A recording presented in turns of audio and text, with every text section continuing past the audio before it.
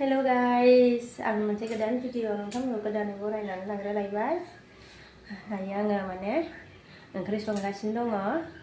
आङो हानायखौ देखायलायासै आरोना लोगोफोर।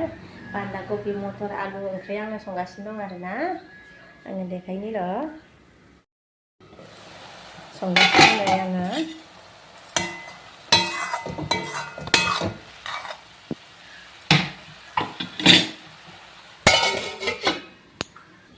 ओमफ्राय ओंखाम उखैदों नालाय लोगोफोर नै रुथि जानानै एसे लगायदों आरोना।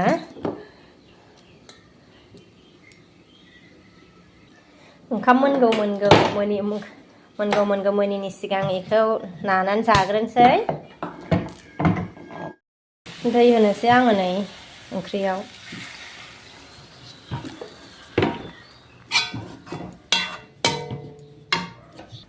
ओमफ्राय नै ओरैहाय नै रुटि बानायगासिनो दं आरोना।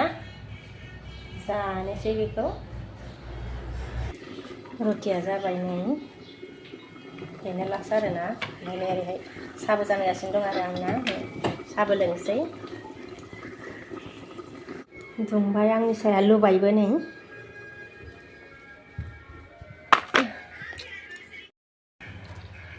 जानो जिरायबाय नै। साहाखौ खनसे लोंग्रोथारसै आं।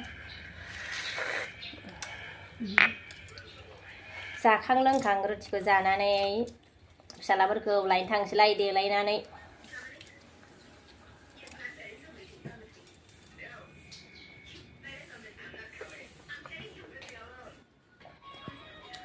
लोंखांबाय साहाखौ आङो रुटिखौबो जाखांबाय आरोना। ओमफ्राय दाना देलायनोसै आङो रेडिनो फिसालाफोरखौ लायनो। जा गरम ना नै फिसालाफोरखौ स्कुलनिफ्राय लानानै फैबाय नै। ओरैबायदि गरमथार ना बाबा फांखा होदो। ओरैबायदि जाजोब्बाय एसे दुगैनो। आयु एथ' गरमावनो दुगैयानोहाय एफा सान्दुंआवनो। एवनो नागिरदों आङो नै लोगोफोर बाथोन जानो आरोना। थाव एसे होबाय आङो।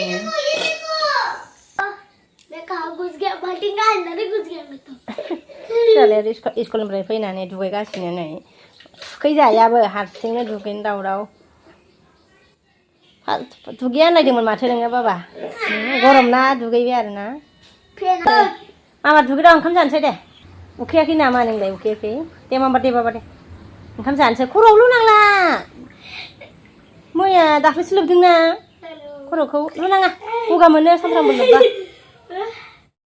बाथोन नै लोगोफोर थौसि गैयाहाय बेयावनो देनानै जायो। ओमफ्राय आलु फ्राय एवलायबाय आरो नै आलु फ्राया मोनबाय माबार जलदि दुगैद'।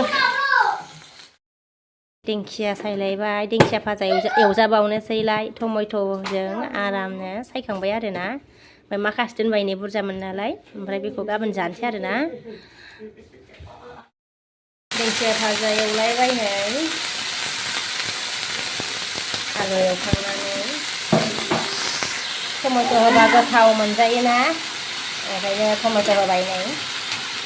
बारा होआखै आरो बेखिनिल' होदो। मोनसे बोलाना नायनोसै आङो र'। जि साइज नुखायोहाय दिंखियाखौ ना लोगोफोर। गोथाव मोनजायो आङो।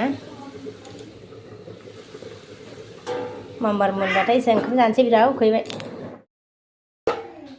मोनबाय नै दिंखिया भाजाया लोगोफोर। जानोसै आरो एबार ओंखाम ना जि उखैबाय।